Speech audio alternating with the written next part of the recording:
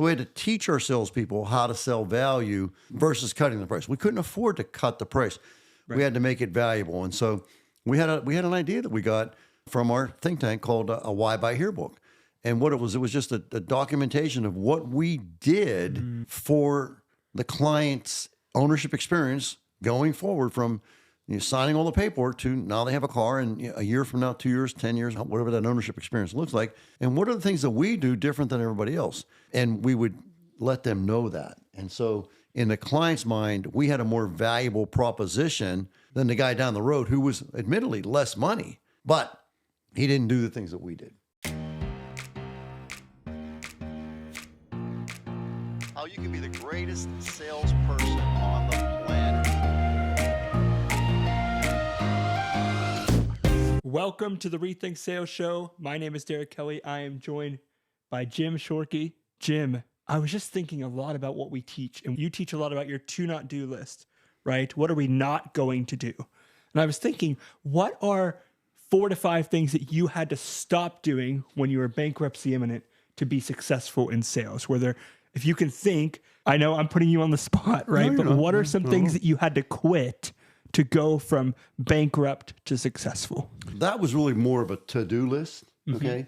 So I had to really get a hold of my cash and really watch my cash. This is to-do. So I had to really watch my cash. I got that from Mr. Hamilton. I needed to know every single day how much cash I had in the bank. And then from there to grow that cash, because cash is king. Cash is a really important element to running a successful business. It's the lifeblood of your business. It is. It is literally like blood, right? So one of the things that Mr. Hamilton told me to do was to really pay attention to the cash.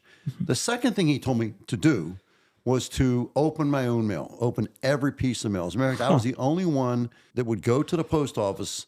We had a post office box, PO Box 446, and I had to go and get the mail, and you carried it in like a container. Yeah. Bring it back, and I opened up every single piece of mail, because when you open the mail, things that you're not aware of, like a certain bill, for example, like, why are we doing this? What's this all about? Yeah. So as far as to not do, when I started opening up the mail, I found things that I'd ask myself the question, why am I spending this money here? Could be $10, could be $100, could be $1,000, whatever it was, didn't matter. Let's say it is $10. Are we using this? Turns out we weren't. So let's get rid of that. And then I had $10 more, right? Yeah. And 10 or 20 or 100, whatever the case may be.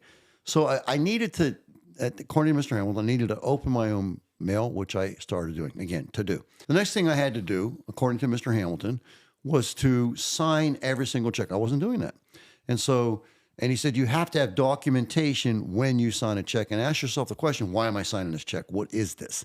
So I would get the bill for the check, and then I would review it and make sure what it was. And again, ask the question, why am I doing this? And I would then sign a check, and that would be the end of that. And then the next thing he told me to do was to open up the bank statement. Now, the bank statement is telling you all about your bank activity throughout the month, but also has the canceled checks in there. And so I went through every single check, and I would have the girls bring me the documentation for those checks. Even though I'd already looked at it and I already had signed off on it and everything like that, I wanted to ask myself one more time, why am I doing this, right? But I also wanted them to know that I was checking. Do you see the change in culture there? That I was looking, that I was checking. So you're showing you're taking responsibility. I'm checking, yeah. And so this stuff better be right. The bill better be right. All the documentation needs to be in So when I signed the check, I got all the documentation. Signed the check, and then it's gone. Now it comes back as a canceled check. I had to re-pull the documentation, which was a little bit of a hassle. There was a package that had all the receipts for that particular, all the bills for that particular bill. So the bill would be $1,000, but there was maybe 100 receipts in there for $20 and $30, $40, whatever the case may be. So I would do that as a secondary thing. And again, according to Mr. Hamilton. So there was a lot of to-dos of that nature. As far as the to-not do's, I didn't so much get that stuff from Mr. Hamilton, but I learned a lot of things on my own. One to not do when you're bankruptcy imminent is to really figure out a way to stop spending money, stop the bleeding. So if I could somehow spend less money, then my break-even point would come down. So let's just say, for example, and I don't know if you're familiar with break-even points or not, but let's say I had it all figured out, and I learned this myself through expert counsel, but not necessarily Mr. Hamilton. So let's say I knew that if I sold 50 cars in a month, that I would break even. That's called the break-even point. So if I sell 50 cars, I break even. If I sell 60, I make a profit. If I sell 40, I lose money. It's called the break-even point. Yeah. So by lowering that amount of money that I'm spending, I would bring that break-even point down, which meant that it was a lot easier for me to make money. And in order to get that bank account, remember Mr. Hamilton said, cash is king, cash is king. In order to get that bank account back up to where it needed to be, I needed to make a profit. And so a lot of people say, well, just sell more cars, but that's not necessarily valid. Because if your expenses are too high, you're going to sell more cars, but you're not going to necessarily make enough money. So by lowering the break-even point and selling more cars, that was the combination that really worked for me. And back to the cash, I knew what I needed to do, and I needed to get my cash up to a certain position. And so the cash really is your working capital inside the business. And the way you do that, figure out what your total expenses are per month. And let's say, just to pick a number, these are just numbers that are coming out of my head right now. So let's say the expenses, for total expenses, including payroll and everything, just to pick a wild number, let's say it's $100,000. Okay. According to proper accounting, proper financial management, I should have a minimum of a 6-month supply of working capital on hand at all times. So that would be, in the case of the $100,000 example, that would be $600,000. As I did my analyses, it turns out I was way short on that number. So I needed to get the number back up. But if you think about it, if I'm lowering my expenses, now my working capital requirements go down. Okay. And by doing that, I was serving two purposes. But I got that. Once you get to a certain point with working capital, and let's say, to go to the extreme, let's say you do have a 12-month supply of working capital, which means I would have $1,200,000 in the bank in the $100,000 example, which isn't necessarily a good example, but you get the point. So the idea is I have to have this much cash in hand.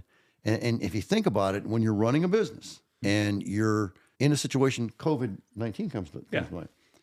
If I had the right amount of cash on hand, let's say a year's supply, then I pretty much become bulletproof, because even though COVID-19 really affected the business and the business ostensibly would have lost money for a month or 2 or 3, whatever, if I have the right amount of working capital, I can sustain the loss. I can even take advantage of the marketplace, because I can do things that other people can't do who don't have that working capital in play, which certainly back then when I was bankruptcy imminent, I did not. So there was a lot of things that I needed to do according to Mr. Hamilton. That was that list that I always talk about.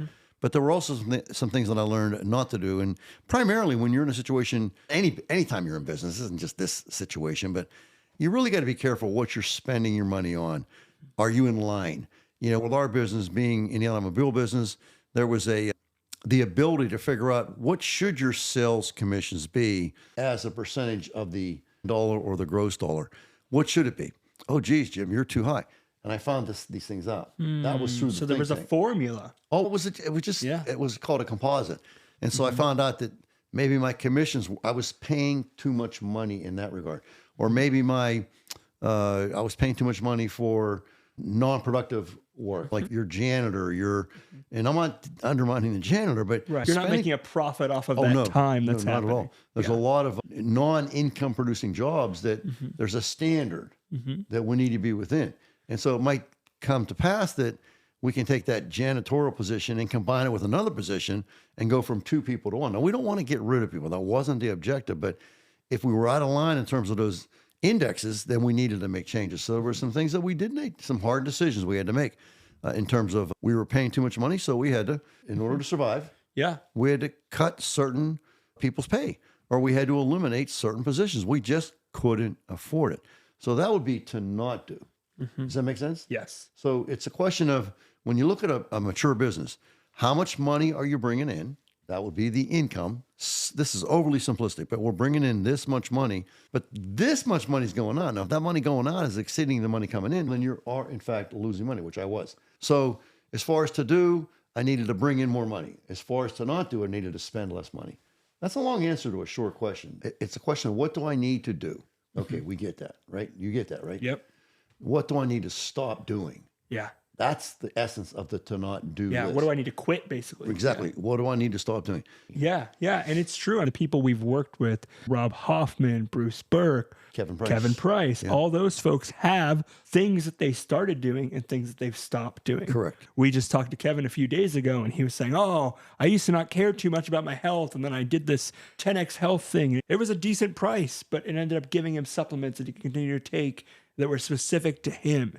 And I think what you did really well in all your years in the automobile business, at least from what I hear from you is that you really made sure that what you were doing was not just specific to your industry, but specific to the people that you serve. Yes. And Yes. specific to how do we make sure we take care of the team, we take care of the customer, and that we make sure our revenue's in line, top line revenue, Yeah, it's and gotta be. also our expenses are in line. And it sounds so simplistic, gang. It's, oh, yeah, income minus expenses. But I think actually the times when I, as a business owner myself, go back and look at those things and take an afternoon or a day to look through that, it's really helpful to be like, oh, why are we paying for this? This doesn't really make sense.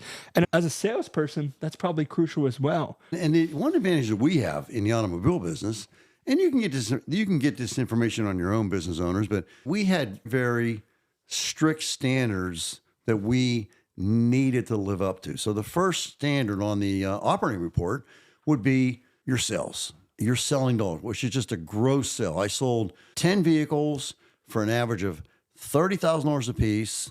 That would be $300,000. So that's what are called gross sales.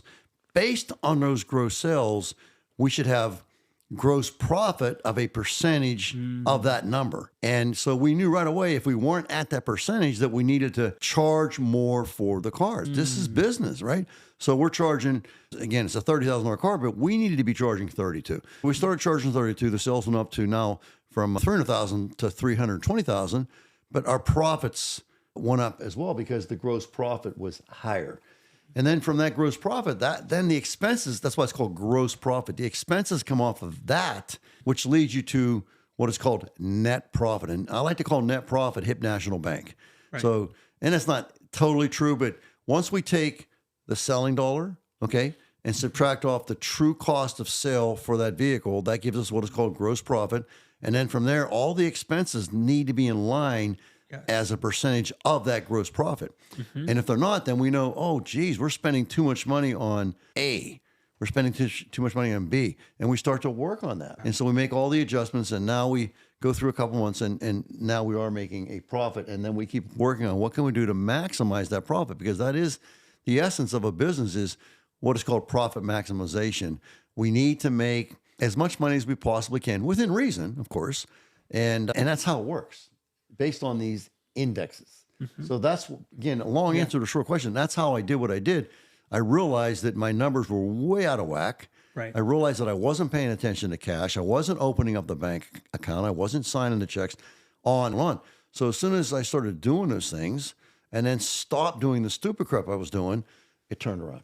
Yeah. And I think you see that, guys. It's so true, because I didn't do this till, we've been in business for 12 years now myself, but I hadn't done it for the first 5 or 6 years of the business. I started looking at it, and it's okay. Let's pick a round number. Let's say you charge $50 an hour, just because that's an easy number. But then you start to look at, wait, okay, I'm paying somebody $25 an hour, and we have this ad cost that we're spending, and we have the utilities. And then you start to add it up, and you're like, oh, this number needs to go up in order for our net profit to be higher. And I think for a lot of you guys, salespeople, entrepreneurs, take the time to actually look at, okay, what are we selling X for, whether it's a product, whether it's a service, what are we selling it for?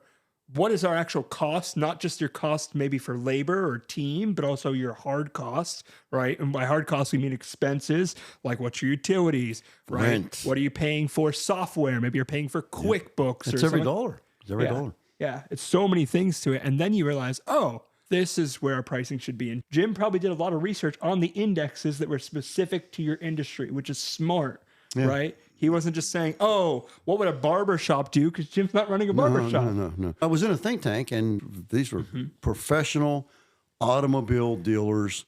Some of them were brilliant, way smarter than me.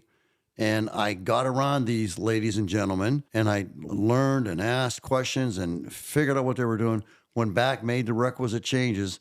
And that's how I went from bankruptcy imminent to what it had become. And one of the interesting things about it is, when it comes to price, there is a very strong possibility, and there was for me at least, I needed to raise my prices. Okay, so once I raised my prices, I had to figure out a way to sell the client on that higher price. And it wasn't like the price was 10 grand and we said, oh, by the way, we changed our mind, it's not going to be 11 grand. It's just that the clients were coming in on a fresh basis. The price was higher than what it had been before, which I wouldn't even know that, but I still had to sell that price. So we had to teach our salespeople how to sell value versus cutting the price. We couldn't afford to cut the price. We had to make it valuable. And so we had an idea that we got from our think tank called a Why Buy Here book. And what it was just a documentation of what we did for the client's ownership experience going forward from signing all the paperwork to now they have a car, and a year from now, 2 years, 10 years, whatever that ownership experience looks like. And what are the things that we do different than everybody else? And we would let them know that. And so in the client's mind, we had a more valuable proposition than the guy down the road who was admittedly less money, but he didn't do the things that we did. Yeah. Does that make sense? That's so It's good. called Why Buy Here? Why should a client buy a car here and pay more money? We felt that was what they should have done. Yeah, and you've talked on previous episodes just the value that you guys brought to the table, not just that you care, you do, and not, but the amenities that you have, the after service, the parts shop, all the different pieces that went into the value of buying with you guys. And man, Jim, that was such a good, just dense episode of you talking through what did you do, what did you quit, and then really breaking down kind of the way to think about your business. So guys, like, comment, subscribe. Let us know if this content's valuable to you. And I have one more thing I want to say. Yes. And I want to be very clear about this. And so a lot of people are going to not like what I'm going to say next. The number one objective of a business is to make a profit. If you're not making a profit, then you're not viable. If you're not making a profit, then you're not going to be able to sustain the business. You have to make a profit. This is how you do the things that you want to do as a business owner going forward. And so many people get that one wrong. Yeah. What's the number one objective of your business? I want to take care of customers. No, it's not. That's how you make a profit, by taking care of your customers. But the number one mission is to make a profit. And what should that profit be? You better figure it out. And then how do we get there? And that's where we seek expert counsel to find out. It's out-serve, out-train, out-deliver, and do all these different things that we can to make it a more compelling sell. Yeah. But yeah, you got to make a profit. That is really Crucial. important. It's crucial because if you don't have it, I've seen friends of mine who they've been successful for so long and then they might lose their business. It's like they lost profit somewhere. And I wish I could go back and tap them on the shoulder and say, hey, how do I help you not stay stuck there? But it's sad when you see a business go under. Well, let's go back to Mr. Hamilton. You got to know your cash. How much cash do you have in the bank right now? Number one. Number two, how much cash should you have in the bank right now? And if you take just simple math, take your total expenses for the business, including everything, and multiply that number times 3, that will be the bare minimum. That gives you a 3-month supply of working capital until you're broke, assuming you have no income coming in. And you'd like to get that number around 6 months, preferably a year. Excuse me, a year makes you bulletproof. Right. Because COVID would not have been a problem. It allows you to be ambitious, right? You can say, does, I'm in a spot where I can Cash is king. build a second dealership or buy Cash this is king. place out or whatever So you want to remember do. what I told you. Cash is king. Cash is king. Just remember that. Guys, comment. Let us know if you actually take the time and sit down and do this for yourself. Let us know. We don't need to know your numbers, but has this been helpful? And has this way of thinking, right? Results from thinking, rethink you. Our goal, our mission is to help you rethink yourself so you can rethink your sales. So Jim, thank you. Guys, let us know in the comments. Like this video. It helps the algorithm. Show it to more people. And Jim, thank you. Guys, we'll see you on the next episode.